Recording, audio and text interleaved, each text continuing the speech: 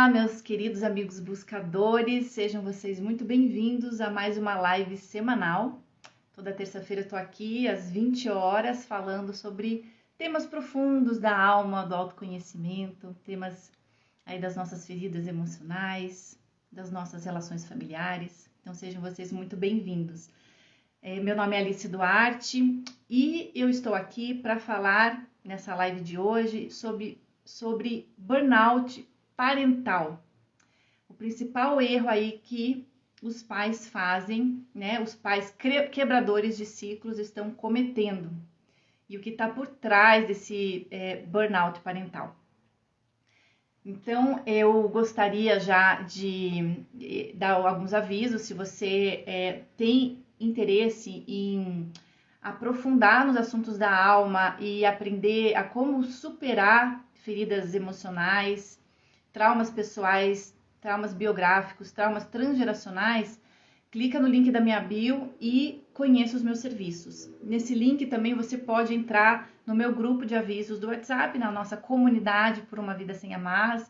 Por lá vocês vão receber os links úteis, avisos das lives, avisos de cursos, lançamentos, promoções, os meus melhores conteúdos. Então, para você não perder nada, o melhor jeito de me acompanhar mais de perto é me seguir por lá.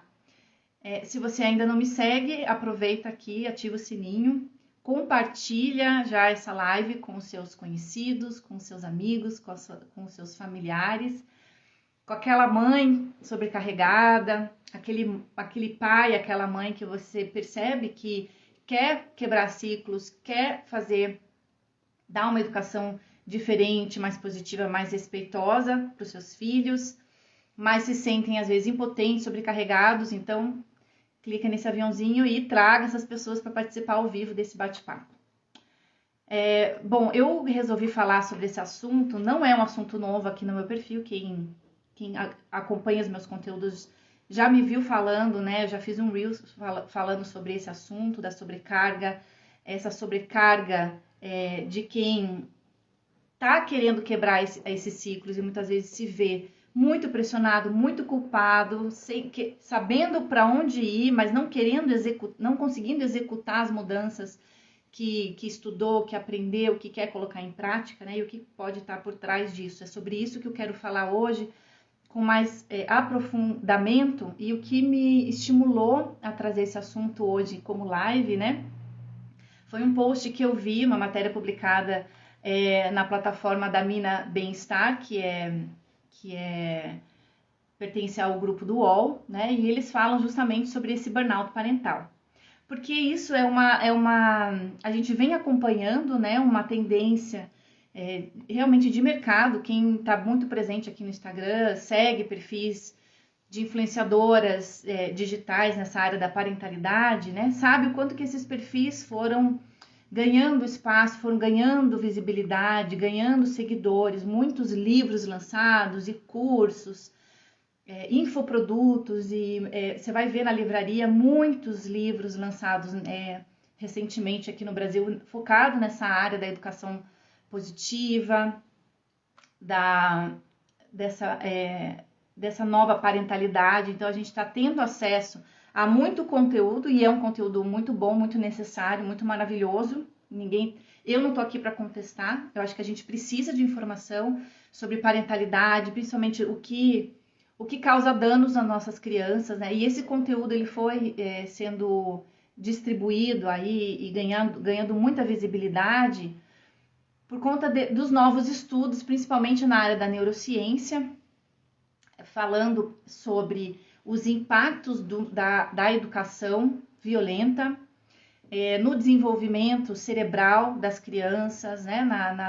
No desenvolvimento cognitivo, emocional, psicológico dessas crianças que são submetidas às violências que por muitas gerações foi normalizada, socialmente aceitas, né? Dar as palmadas, deixar de castigo, punições, né? De vários tipos. A gente não muito recente, né? Se você for pensar, talvez se você tenha sido uma pessoa de muita sorte que não tenha sofrido castigos físicos, emocionais, psicológicos dos seus pais, mas a grande maioria não teve essa experiência, né?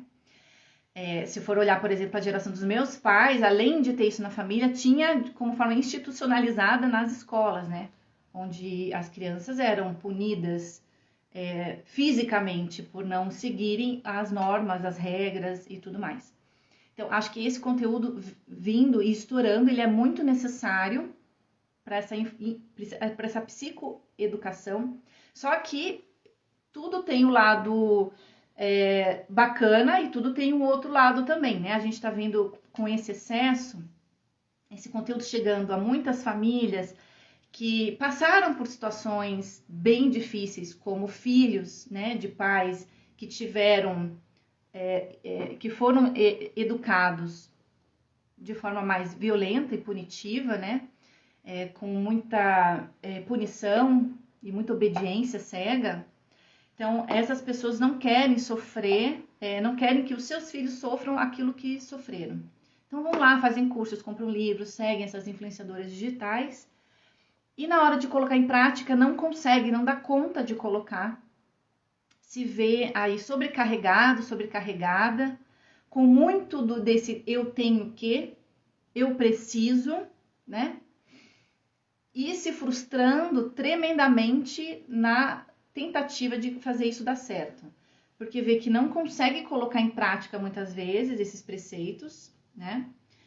E isso dá muita frustração, faz com que esses pais se sintam muito culpados e principalmente, que é o meu grande ponto que eu venho trazer aqui, a minha grande contribuição, retraumatizados.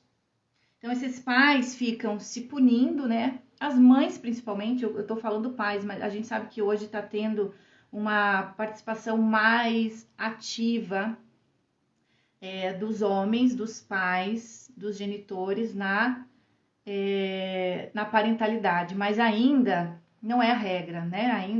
Ainda é exceção.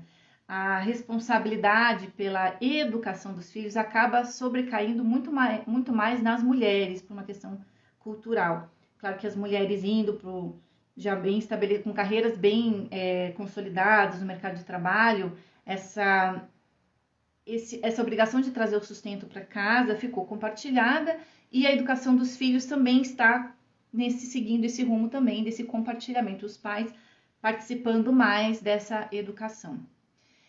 E claro que além dos desafios de ter, né, dois estilos parentais diferentes, porque um pai veio de uma família com um estilo de educação, com uma referência, né, do que é educação, e essa mãe veio de outro sistema familiar com outros padrões e referências de educação, de vínculo de amor. Isso por si só já causa aí bastante atrito e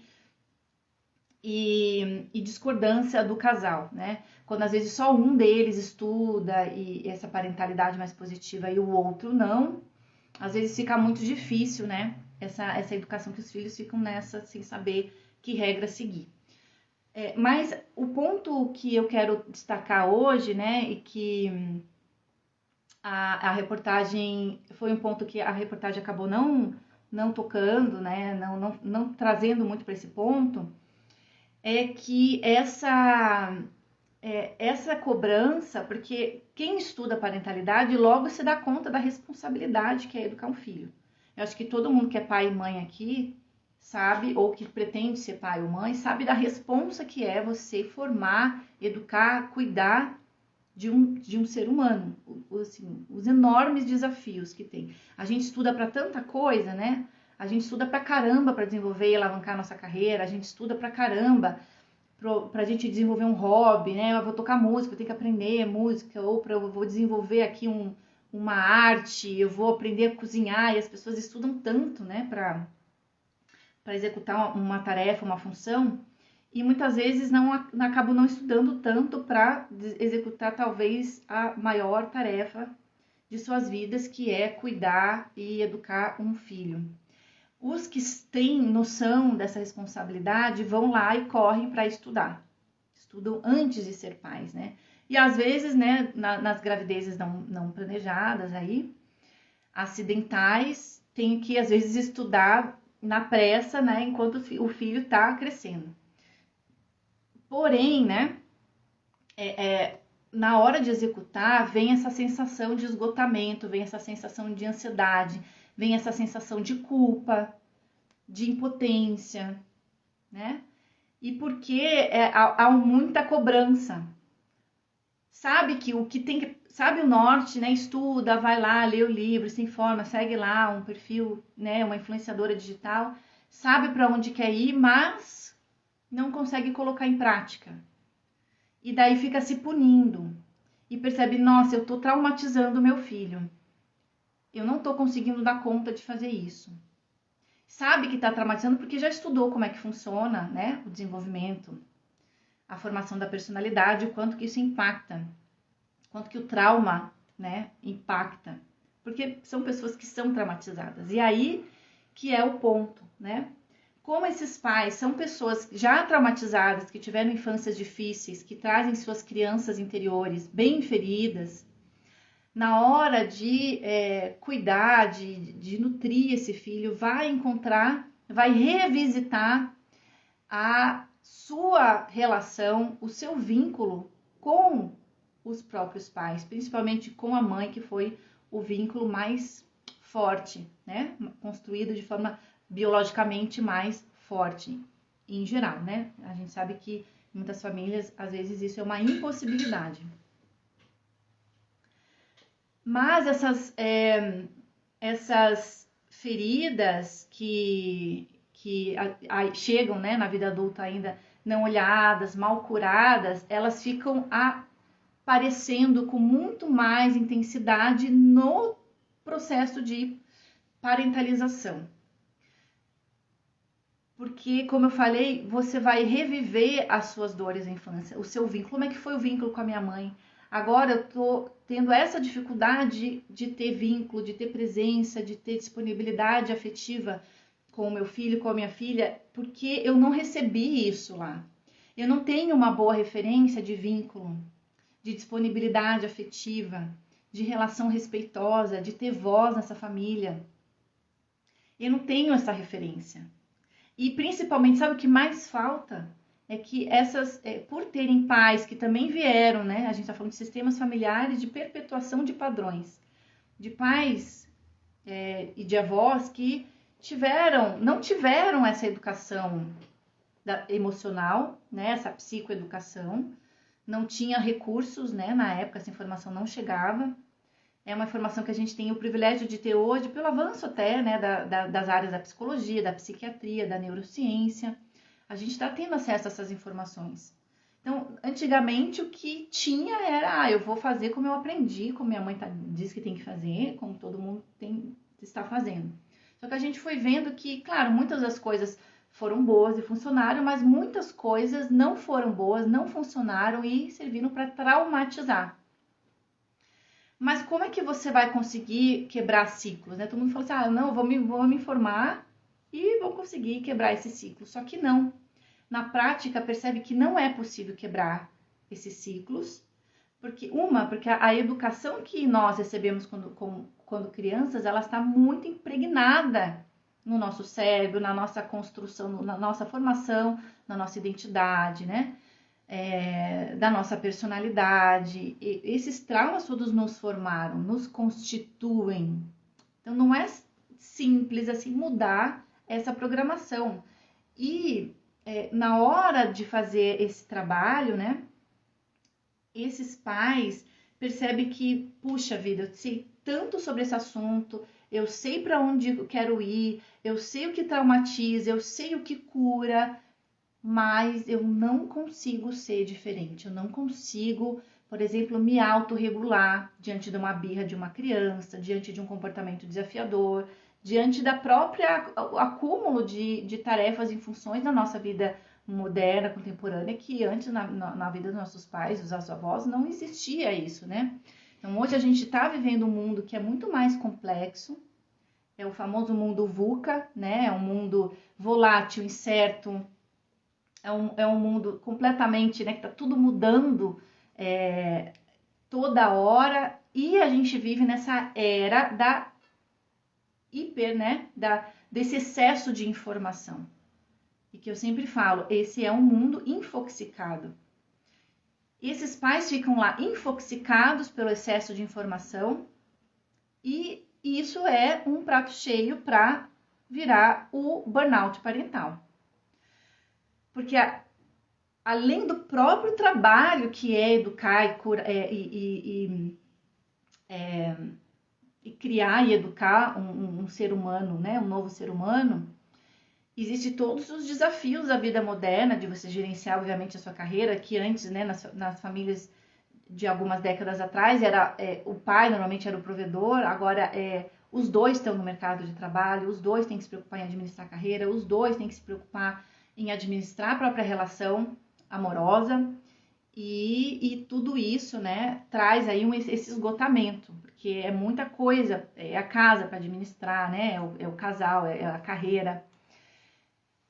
Nesse mundo que a gente está vivendo, que é um mundo super mais complexo, né, como eu falei, volátil, incerto, demanda muito mais adaptatividade, né, e resiliência da nossa parte. Esses pais, vendo seus filhos crescerem, querendo, na maior das melhores das intenções, querer quebrar ciclos, né, não entendem que estão, às vezes, colocando o carro na frente dos bois, né? Eu tô querendo educar meu filho sem antes ter curado os meus traumas. Como que eu vou não traumatizar os meus filhos se eu ainda não tratei os meus próprios traumas? E a gente sabe que trauma não curado, né, vira retraumatização, vira trauma transgeracional, a gente passa essas feridas para frente. E por mais que você seja um pai e uma mãe consciente, estudado, preparado, terapeutizado, você também vai traumatizar os seus filhos, né? Não tem como criar eles numa redoma de proteção, né? A vida em si já é super traumatizante e a gente não tem esse poder de também suprir todas as necessidades que uma criança precisa. Que a gente vive nessa sociedade fragmentada, os núcleos familiares são cada vez menores, essas crianças antigamente elas eram criadas por tribos, por aldeias, né? Por todos os parentes que ali estavam juntos, essa responsabilidade era compartilhada.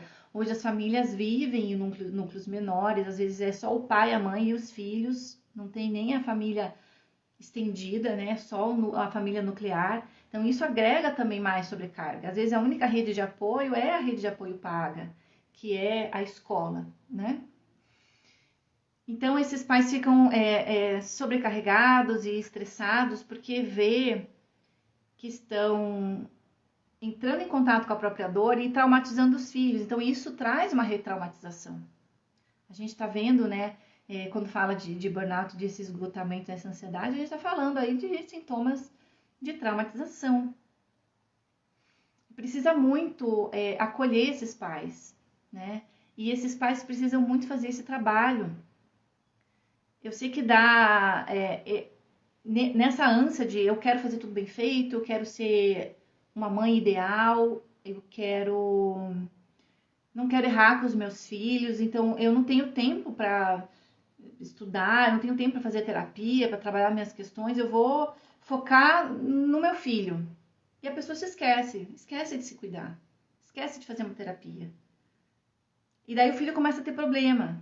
Daí ela acha que daí vai começar a procurar terapia para o filho. Quando na verdade a terapia, muitas vezes, é claro que é para o filho, mas principalmente tem que vir para o pai e para a mãe, que é quem cuida. O pai e a mãe estando bem, a relação estando bem, estando forte, e individualmente cada um estando bem, cuidando, né, trabalhando nas suas questões, isso vai beneficiar os filhos, né? Mas uma coisa que eu queria chamar bastante atenção, né, é essa questão, essa perseguição pela parentalização ideal. Eu não posso errar com meu filho, essa busca, esse perfeccionismo nessa parentalidade. E esse perfeccionismo, ele também é uma resposta ao trauma. Então, eu não posso errar, eu não me permito errar. Muitas vezes são filhos, são filhas de pais extremamente autoritários, exigentes, críticos. e que vêm agora, né, e às vezes estão presentes na família também criticando a forma como esse filho e essa filha estão exercendo a paternidade, a maternidade. Então, às vezes, além da autocobrança, existe a cobrança da sociedade, que sempre coloca um peso gigantesco, principalmente no colo das mulheres, das mães, mas vem essa cobrança da família também. Principalmente, claro, se você tiver ainda a audácia de fazer algo diferente ou até melhor do que os seus pais fizeram.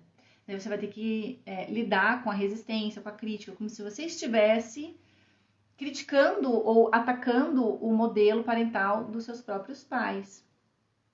E não se trata aqui de ficar colocando os pais na berlinda como culpados.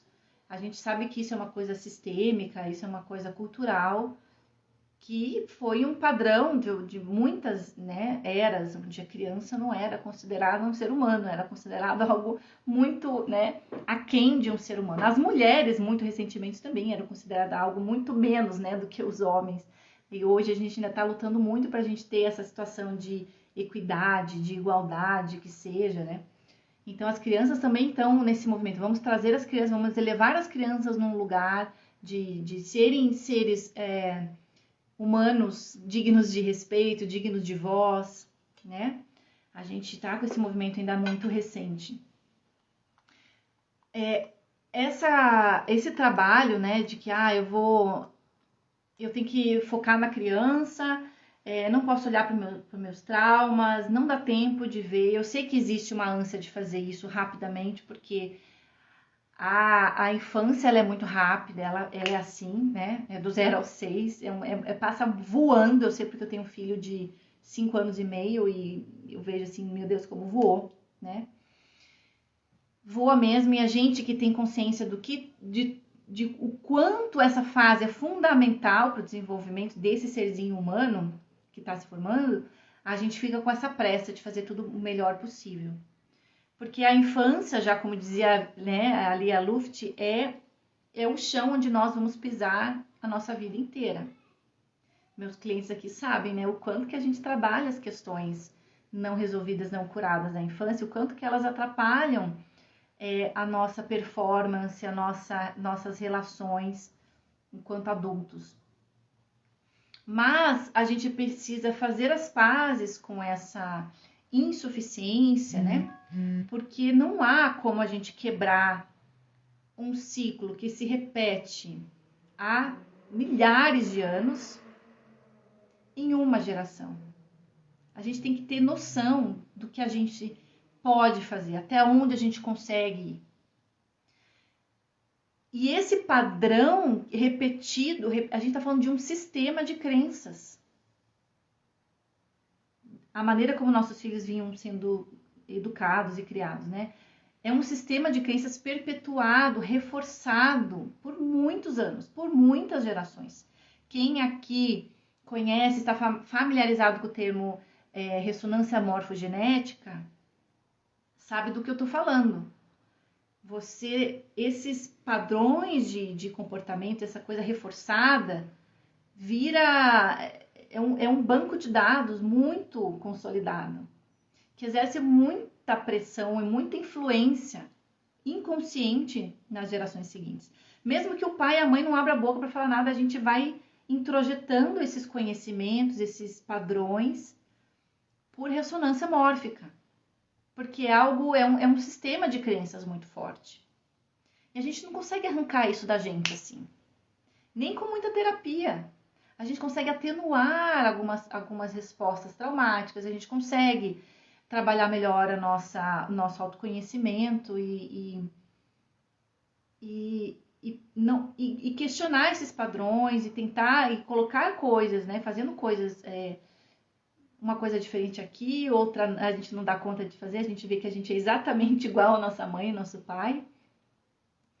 E fazer as pazes com isso, fazer as pazes com incluir, né, a solução aqui para estar justamente de aceitar que isso é muito maior do que nós, que a gente é pequeno diante desse destino, diante desse sistema de crenças, e que a gente, com sorte, né, a gente aceitando, entendendo as coisas como foram, porque foram daquele jeito, a gente consegue ir devagarzinho e fazendo um pouco diferente. E errando muito, e fazendo as pazes com esse errar. Eu vou buscar dar aqui o meu melhor para meu filho, mas eu vou errar no caminho. E como que eu posso errar e estar de bem com isso? É acolhendo esse erro, entendendo que ele faz parte do processo. Que você é um pai, que você é uma mãe possível. O melhor possível. Assim como com certeza os seus pais foram para você. O melhor que eles puderam ser. Entender que a gente sim é responsável por cuidar das nossas feridas, porque senão a gente vai sangrar em cima daqueles que a gente mais ama, que nosso marido, nossos filhos. A gente vai sangrar se a gente não curar isso. Mas e quando a gente estiver trabalhando, a gente vai cair nesse ciclo, é algo muito forte.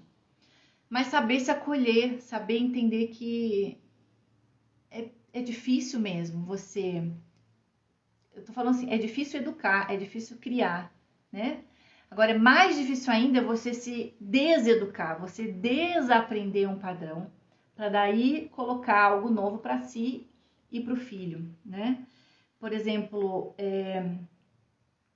os pais aí que estão às vezes se torturando nessa missão, precisa trabalhar com técnicas de autorregulação emocional. Isso é fundamental, porque quem daqui, levanta a mão aqui, quem de vocês na infância aprendeu como se regular emocionalmente? Ou teve um pai e uma mãe emocionalmente maduros que puderam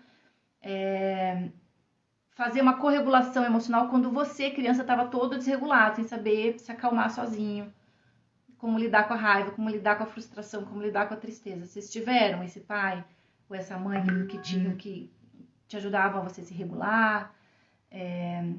Coloca aqui se teve algum sortudo, né?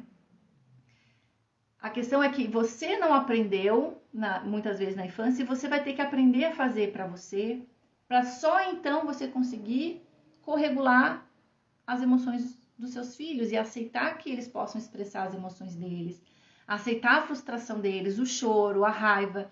Tem pai e tem mãe que não suporta ouvir, tem taquicardia, tem angústia, tem palpitação de ver filho chorando, porque foram crianças que não puderam chorar, que não tiveram o choro acolhido, tiveram um choro, foram às vezes humilhados, excluídos, afastados por manifestar genuinamente as próprias emoções, as próprias necessidades, né?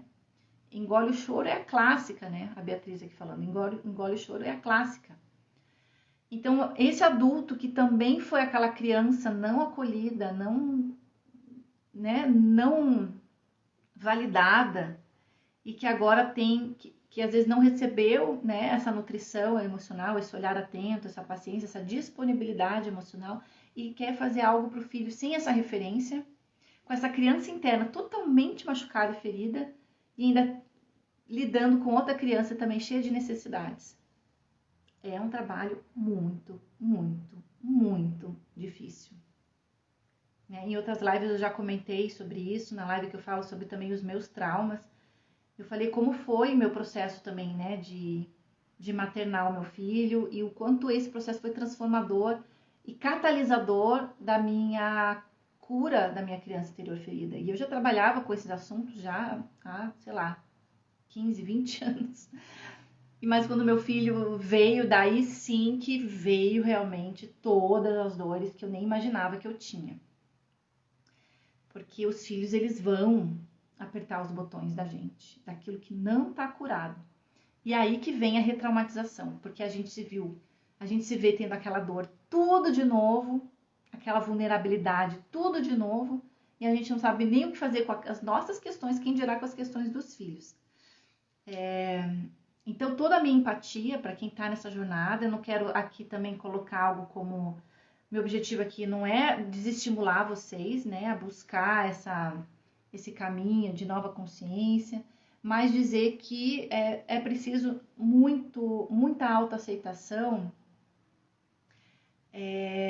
nesse caminho, nesse trabalho, e muito acolhimento. Não dá pra gente ficar se criticando com chicotinho, porque olha, a culpa ela não vai te levar para lugar nenhum. A culpa, o Bert Hellinger sempre colocava, né, que a culpa ela era um inibidor da ação. Em vez de você, por exemplo, você vai lá e grita com seu filho, que é super comum, né? Aqui em casa também, volta e meia, com todo o meu trabalho, volta e meia, sai. Tem uns dias bem difíceis também, principalmente na TPM. Então eu já falo, assim, antes eu ficava muito culpada. E hoje eu falo abertamente com meu filho, eu falei assim, filho, eu tenho uma criança interior bastante ferida. Eu tô trabalhando, eu tô colocando remédio para curar e tratar essas feridas, mas às vezes elas doem muito. E eu sinto muito que às vezes isso machuque você também. E eu sei que às vezes isso machuca. E é saber que a gente não vai ser esse pai, essa mãe perfeita, mas saber que a gente pode restaurar esses vínculos, né? Quando às vezes esses vínculos são danificados, são rachados, restaurar isso, reconhecendo a nossa humanidade para nós primeiro e depois para eles. Eles precisam ver a gente como seres humanos em evolução. Eles precisam ver nos pais como os pais fazem quando eles erram. O que eles fazem para reparar os erros? Como que eles acolhem a si próprios quando eles erram? Eles estão se esforçando para reparar e para mudar?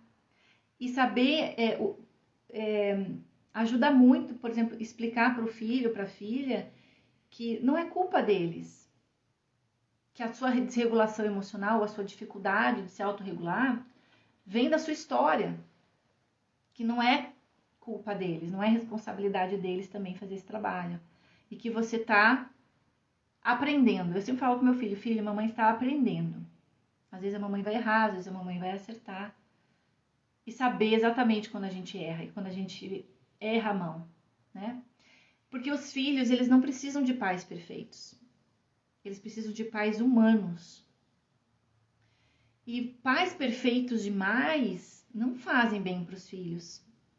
São pais que muito frequentemente vão sobrecarregar, vão sufocar esse filho de atenção, de preocupação, né? Esses filhos também precisam ver, eles vão ter, através da imperfeição dos pais, a própria oportunidade também de crescimento deles.